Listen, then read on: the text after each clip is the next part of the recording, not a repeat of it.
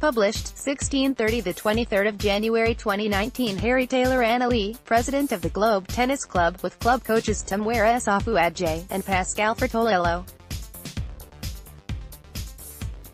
Picture, Polly Hancock Archant It's game, set and match for the Globe Tennis Club in Belsize Park, after it won its battle to secure a lease for the future of the club. The agreement between Camden Council and the club in Haverstock Hill ends an 18-month disagreement between the two sides that threatened the club's existence. "We're elated," said President Anna Lee. "We can begin to look at refurbishing 4 of our 6 courts. Middlesex Lawn Tennis Association, LTA, will help us fund the project. We're going to have a big party to celebrate after our AGM later this year." The stalemate between the two sides appears to have been broken after the tennis club was awarded Asset of Community Value (ACV) status in May last year. "Since then the negotiations have been far more friendly," said Anna.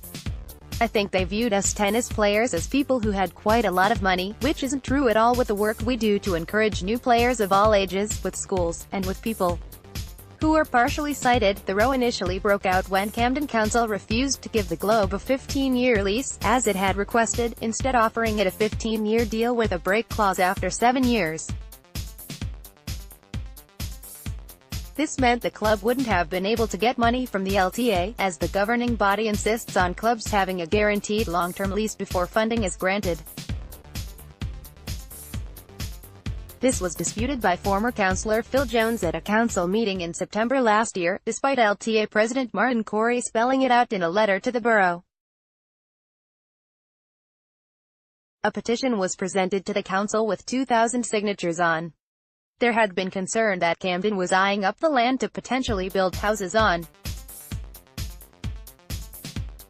It had refused to release a feasibility study into the site, after a Freedom of Information request by the club and its committee.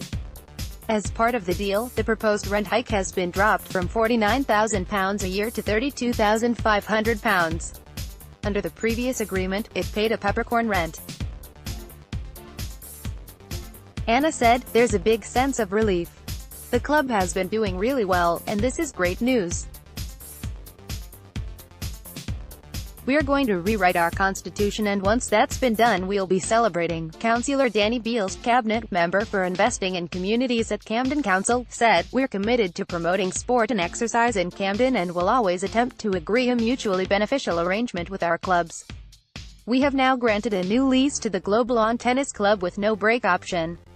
The completion of the lease followed a long period of discussion during which it was clarified that a lease of anything less than 15 years would mean that the club would be unable to obtain essential grants from organizations, including the LTA, to enable them to improve the facilities and develop and enhance their services to the local community. "We have also agreed an enhanced approach to community engagement and involvement and wish the club well in continuing their important work."